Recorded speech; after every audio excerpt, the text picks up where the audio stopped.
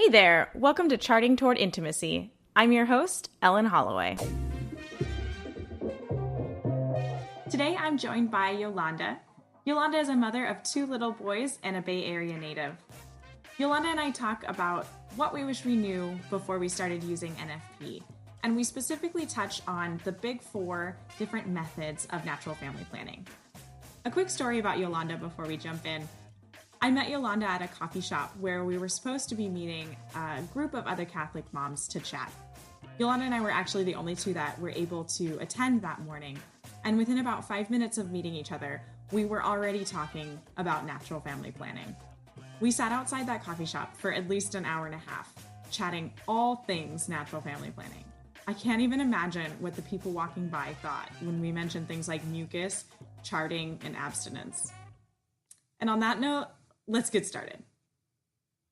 All right. So what I wish I knew before I started using NFP. Yes. Woo, there's a lot there. It's a big question. Yes. There's a lot of things I wish I knew. What would you say is the biggest thing you wish you knew before using NFP? I think hands down, I wish I would have known the options that were available to us. When we signed up, when we went to marriage prep, we did our marriage prep at parish OLP because our engagement was very short. So it was like, oh, we need to go do the marriage encounter weekend. Yeah. And we need to do NFP, and we only have like 5 months to squeeze everything in. So we looked for the first parish that had stuff available, and we said, let's just do that one.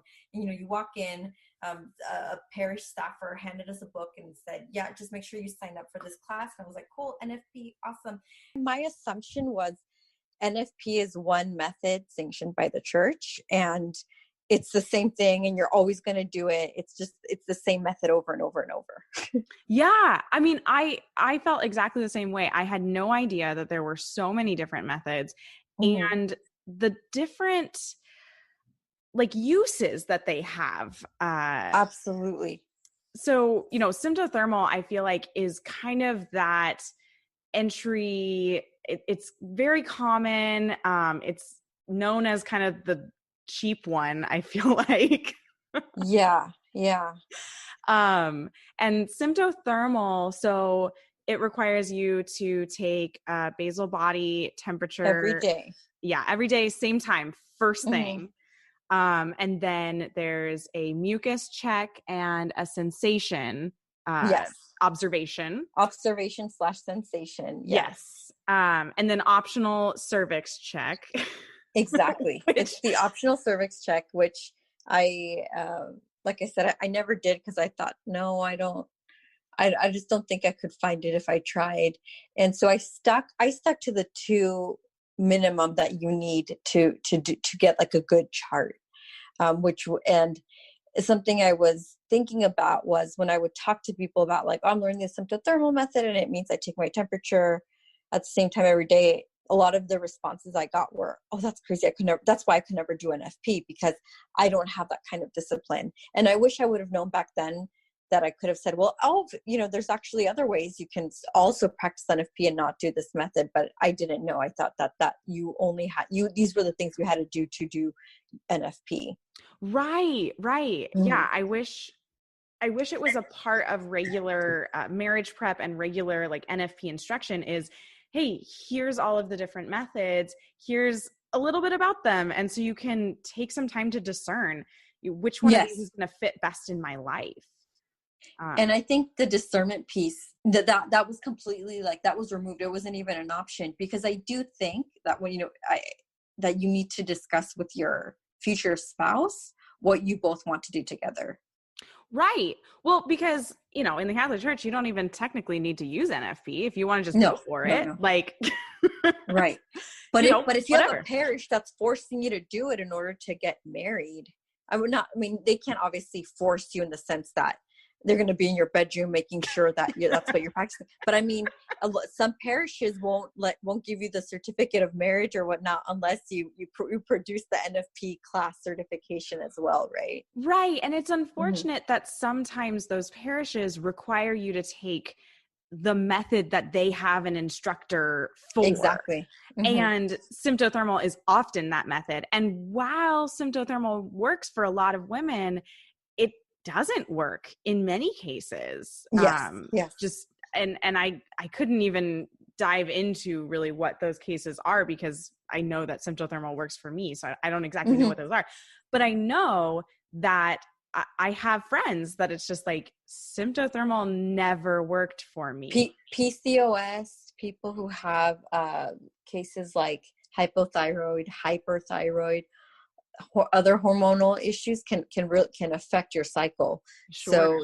So that's case. And I don't want to say that symptothermal doesn't work for those, but you kind of need a special almost doctor who understands that method. Right. And you have to be really, really observant. Absolutely. Yeah. Yeah. No, even if you have a regular cycle and you skip a temperature, then you could really throw yourself off. Yeah. Exactly. Oh, and I've definitely done that before. And it resulted in a lot more abstinence that wasn't necessary because we were trying to avoid at that time. Exactly. And or you travel. I mean, right now nobody's traveling for the most part, but we went on our honeymoon and I wasn't taking my basal temperature every day. Oh no, not when you're traveling. Like, yeah, it was a 13-hour time difference. I couldn't even remember. Yeah. Oh yeah. Well, and like time differences make like a difference, and it's a pain when daylight savings time happens like right mid-cycle. Because you're like, do I need to wake up an hour earlier to keep taking my temperature at the exact same time so that I can know when peak is? Or you know what it actually makes me think of? You know how sometimes you do these like work assessments where it's like, figure out your work personality or your leadership style, or like, what Disney princess are you? We almost need like an NFP quiz. Yes. That kind of helps you figure out which method is right for you. Like, do you like waking up at the same time? Are you a person of do you like rigor and discipline in your life? Then symptothermal might be for you. Symptothermal is a method for you. Are you more go with the flow, see what's going on? Maybe you might be a Billings Creighton kind of person. So. That would be fantastic. We have to make a quiz like that. That would be so amazing. Okay, so let's go through the method. So we touched on symptothermal. I think we more than touched on symptothermal. Marquette. So tell me a little bit about Marquette, because I know that you have been using Marquette lately. Yes. So how I found out about Marquette is kind of unfortunate. And I was postpartum and I needed to space out my next pregnancy due to, after the C-section, they're like, you need at least minimum of 18 months from birth to birth. So I was okay, we're not going to get pregnant before 18 months. And we didn't. But part of the way I did it was I was online searching like postpartum NFP, and I kept seeing people talking about ovulation test strips.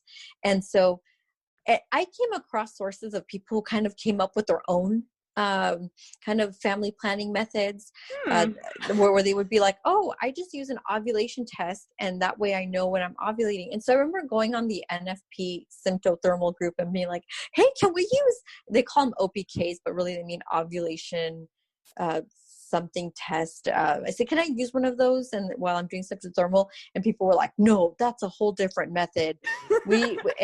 And so I don't know how, but I ended up landing on realizing that the Marquette method uses the ovulation test strips, but actually not really. You use the clear blue monitor, which we've probably all seen commercials for, which is like, now it's time to have your baby, and clear blue can help you get pregnant faster.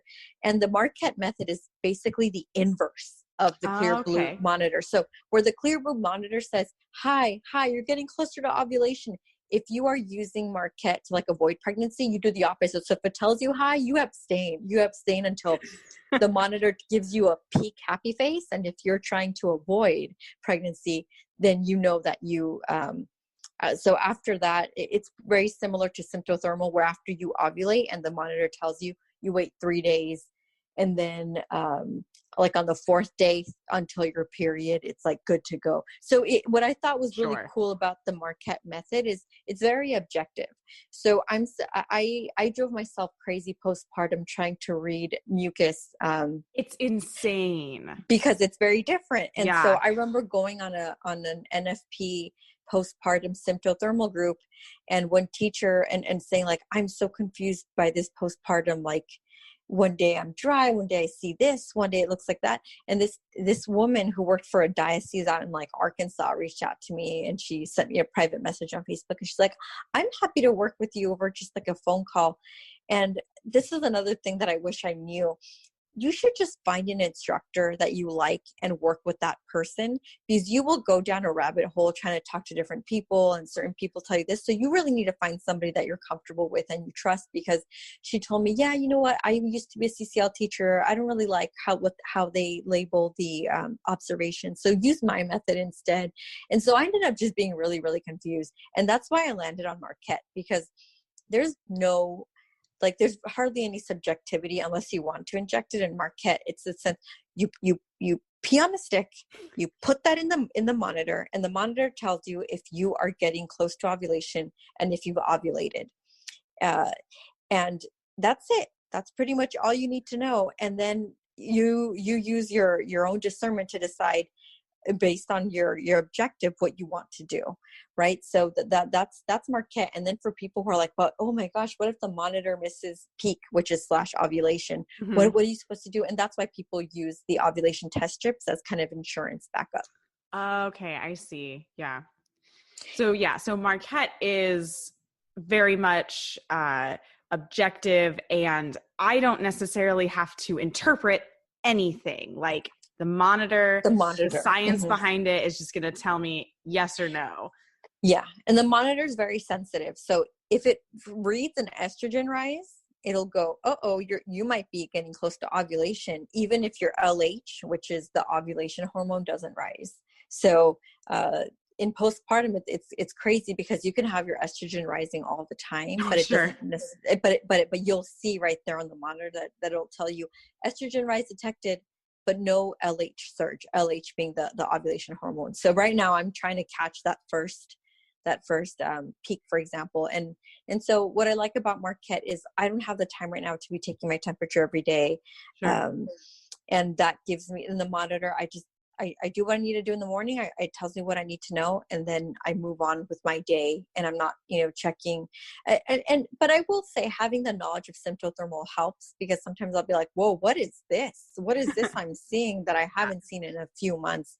And that gives me, so it's helpful. It's helpful to have that knowledge. But I remember sometimes I'll tell my Marquette instructor, I saw this kind of mucus, and she goes, right.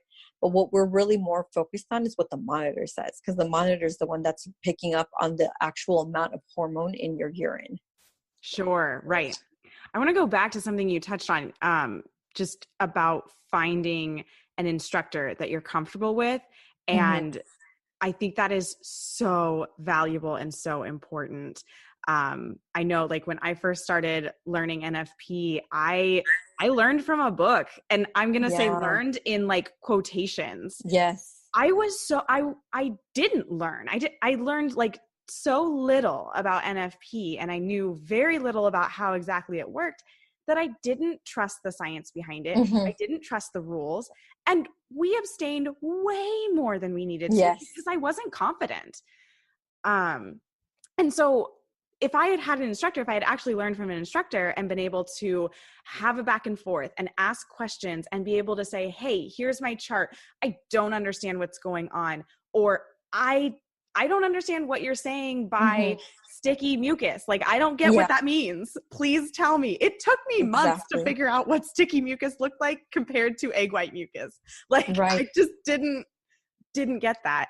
And I still don't get it. Even as you're saying that, I'm like, I don't know. And then, I've had an instructor tell me, if there's mucus, you're fertile, period.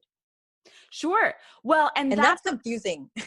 It's very confusing. And that's where the expertise of an instructor just can help mm-hmm. so much. So anyway, I just wanted to like touch on that because I thought that was very, very important. And I want to sorry, Ellen, but something I want to emphasize about that as well is if you're working with somebody and you don't think it's a good fit, I would encourage whoever's, practicing the NFP method to like try another instructor, or even better, before you formally commit to anybody, talk to a few and see who maybe has the same train of thought as you. I remember postpartum, I signed up for an NFP postpartum NFP Symptothermal course, and the instructors, they hadn't been practicing NFP for a long time because they were much older. So the woman had gone through menopause, and they were kind of what it's called, like trying to whatever. So they ended up having like 7 kids.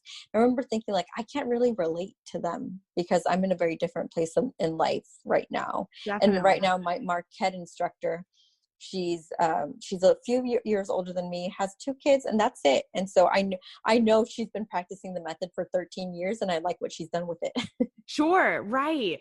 And that's kind of something that's cool that's come out of all of this quarantine is many instructors that weren't doing virtual before are doing Zoom or some kind of, or just phone consultations. And so it's actually easier now to find an instructor that you're comfortable with. Yes. And so I would encourage people, like, before you commit, even to a method, like talk to different instructors and just say, can I get a 15-minute and get a sense and of cost, because many instructors do charge cost, commitment, what their approach is, if it's going to fit in with yours. Are you the kind of person who needs a kind of hand holding where you need to text your instructor every day? Are they going to be cool with that? Those are all things that you kind of want to get a sense for. For example, my instructor, she's fine with me texting her a picture of like one of my ovulation sticks, and I know she'll respond within a reasonable amount of time in the day. Or do you have the kind of instructor who's like, just reach out to me if you have questions, and I may get back to you the same day, I may not. So, those are things that you have to think about when you're looking for an instructor. Definitely. Well, and what's cool is a lot of instructors will offer a free consultation or a free intro session, or just at least give you, 10 or 15 minutes to just chat with them and ask those questions. And that's a really good point. That's extremely important that you are comfortable. I mean, it's just like having any healthcare professional, right? You want to be comfortable with your doctor, but this even more, because you're talking about intimate stuff, right? This is very intimate stuff. And so you might text them and be like, am I going to party tonight or what? What's going on?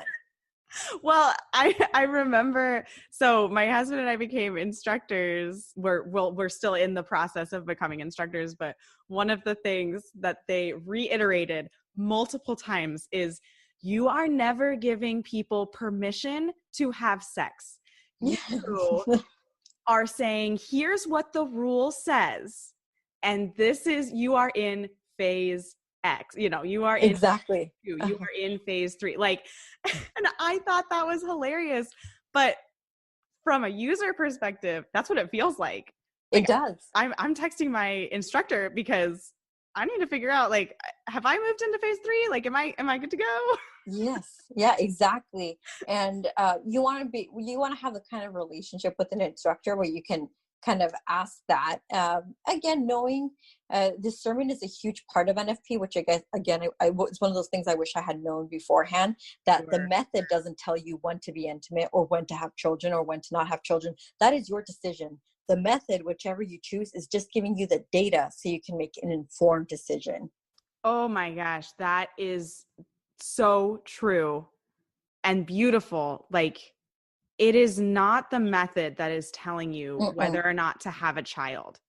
Yes. It is you and your husband in prayer, in discernment, talking to God. Is it time that we should try to have a kid, or should we continue to abstain if you're in a period of, or I mean, not continue to abstain, continue to try to avoid. That's what I was saying. Yeah, continue to avoid, or even let's just see what happens, right? Let's just see what happens, and God's will be done.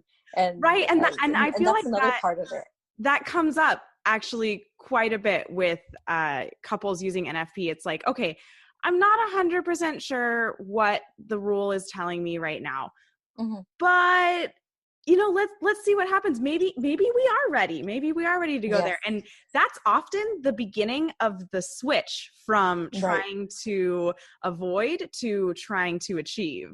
Exactly. I know that's kind of what happened with my husband and I before we had our daughter. It was like we had a cycle where we were kind of like, it doesn't really matter. And then the next month rolled around and we're like, well, why were we thinking that? Maybe it is time. Exactly. And a lot of that is just inviting that in prayer, and because you can get really in your head, regardless of method, about like, is today a go day? It's like, listen, the method isn't going to tell you. That's for you to decide. The method's just going to give you the data. Yeah, exactly. Oh, I love that. Okay, so let's go back. We're trying to list out all of the different types of natural family planning. And we might miss some because there are some lesser known and emerging methods. Well. Yes. But we're talking big ones that have lots of research behind them. Research. Completely science-based. Okay, so Symptothermal, Marquette. Now I feel like we get the two that are sort of categorized together: Billings ovulation method and Creighton model. So both of those are mucus only. And I believe Billings came first, and then the Creighton model was kind of modeled after Billings. And now I feel like the Creighton model has like jumped way ahead in the medical field. And the Creighton model is where NAPRO technology comes from. A lot of fertility. What would you say? Like fertility help, fertility. Yeah, I think it falls into like the now secular emerging like fertility awareness, and people using it not just for around fertility, but around just like general health. When they're, now as part of women trying to understand their cycles, they're turning to this knowledge to read all that. But I do know, and Ellen, I'm not an expert in either one, but neither am I. I've never used either one. But I do know one has very simple observations, like the way you categorize them is very simple. I know the other one has like a really elaborate kind of system for capturing all kinds of observations. So, but I do know, that that's like the distinction between them, and they're both mucus based. And I have a friend who she uses Creighton. And I remember she said, "Oh, I love it. For me, it's the simplest thing. I check, I see what's going on, and then I decide what to do." So, as you can see, that they're different from like Marquette, where you're literally like dipping your sticks in urine or peeing on sticks. Then you have Symptothermal, where you're taking your temperature, and then these ones you're literally just pulling your underwear down and seeing what's going on. Sure. Down there. Right. Yeah. Those methods, the mucus only methods, can definitely be very simple once you really get it. You really learn them. I think the learning curve for those ones sometimes can be a lot steeper, particularly Creighton, because, and please correct me if I'm wrong. Again, I'm not an expert in these two, but Creighton is the one that has a little bit more intense of different readings and different observations, and then Billings has a little bit more simplified observation recording method. And so just getting over that learning curve, but then once you're there, it's just like, it's one sign, that's what I'm doing, I got this. And again, that's why the instructor is so important. I think regardless, you have to really trust your instructor, and then trust yourself once you know it enough to go with it. But to my understanding, those are like the big four. Yeah, that I'm aware of as like the NFP. I have a couple more in my head, but I don't know anything about them. I mean, I'm just going to mention them. There's Boston Crosscheck. Yes. And Fem Health. Which, is it Fem Health? Is that, and I believe that's actually a secular yes, that's a secular approach to kind of like Symptothermal, I think. Okay. But what I do know about the Boston Crosscheck method is that's Symptothermal plus Marquette kind of rolled into one. That's like the simple way. That's the simple way to describe it.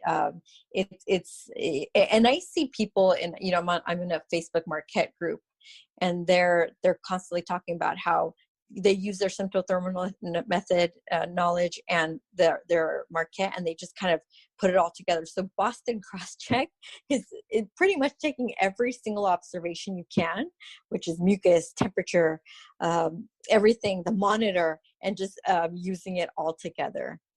That's for the like, I need to make sure I have a very grave reason to avoid pregnancy, and I need to make sure that this will absolutely not happen. Exactly. Which, you know, there are definitely those situations. Now, that's not to say that the other methods don't work. They absolutely work. Yes. I mean, I know, Yolanda, you did some research for me a while ago on and you just put out the different efficacy rates, and they are all over 97%. Yes. So that's okay. That's something I wish I would have known before I started NFP, because I went into NFP kind of thinking that it was half like method, half faith. As in, like, you pray, you get what you want. I'm not, God, I don't want a child right now. So can you just make that happen for me? Yeah. So I, you know, that, I know it sounds silly, but I honestly thought that maybe there was like an element of that, but I think that's kind of more discernment. But anyway, going back to it, I had no idea NFT was so effective. And it's it's comparable with the pill, which is 98%. So I remember one time I was getting stressed out about, I remember telling my husband, like, I can see why, I said, I'm not saying I want to do this, but I can see why the pill is so easy. And then I remember, because you just take it and then you know it's not going to happen, or it is going to happen. And then I remember hearing again that most of these NFP methods, their efficacy with perfect use is 98%, or like, I think combined or something, it's like 98%, right? Yeah. And then the pill, perfect use, 98%. So it's kind of like, well, actually, you've got a great method that is perfectly healthy for you. It's not going to mess with your hormones, and if you follow the rules, which, you know, also like the pill also requires you to do the same thing every day, discipline, rigor, you will get the same kind of efficacy. And for me, it was beautiful to know that God gave us methods that could achieve what science does, and sometimes even better, because abstinence is 100%.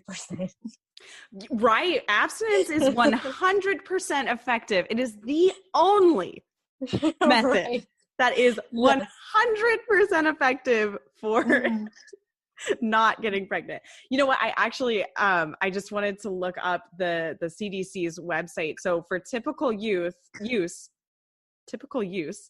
the birth control pill has a failure rate of 7%. Yeah.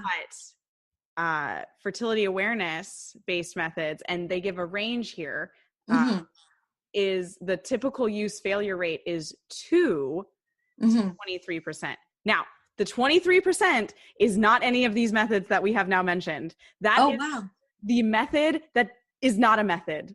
The 23% failure rate is rhythm. We didn't even talk about it because it's not a method. It's not a method. But then when you tell people you're doing NFP, they automatically assume rhythm method. And it happens to me all the time when I go to the doctors. Oh, yeah. And another thing I wish I would have known, I wish I would have had my tagline ready for when I was challenged by nurses and doctors, because anytime, you know, I've given birth twice, and right after I give birth, the next day, you know, I'm in the bed recovering, and they're like, "What are you doing for birth control?" And when I say now, when I say Marquette, it's nicer because they obviously haven't heard of it in most cases, most medical professionals, so they're just confused. But when I used to say NFP, natural family planning, the look I would get would be like, "Oh, you mean the rhythm method? You're doing the rhythm method." That's exactly what happened. So uncomfortable. To me. Yeah, with my OB after the follow-up appointment, the 6-week follow-up appointment, and she's like, "Okay, let's talk birth control." And I was like, "Yeah, I use natural family planning." And she's like, "Oh, the rhythm method? You know, just so you know, we suggest that you don't get pregnant. Yes, like within 6 months." And I was like, Yeah, I know. Like, my method is science-based. I'm not Yes. looking at a calendar and going, oh, yeah, sure. Mm-hmm.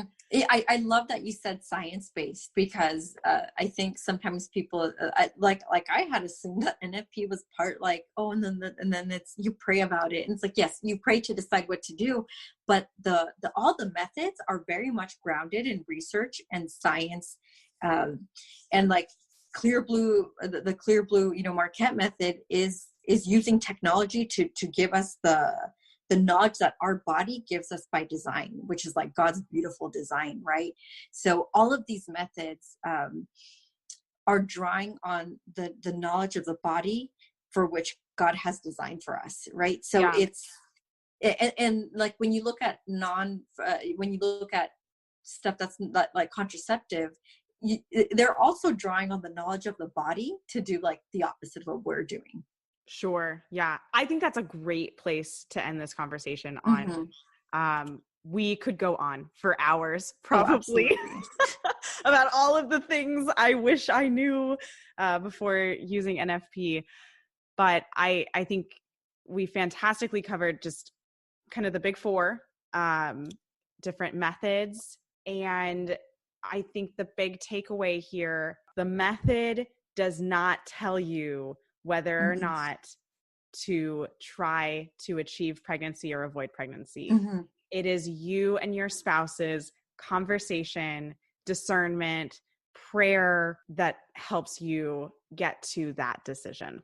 Right. The method is a tool. So find one that you like, spend your time doing your research, and then know that that's all it is. It's just a tool.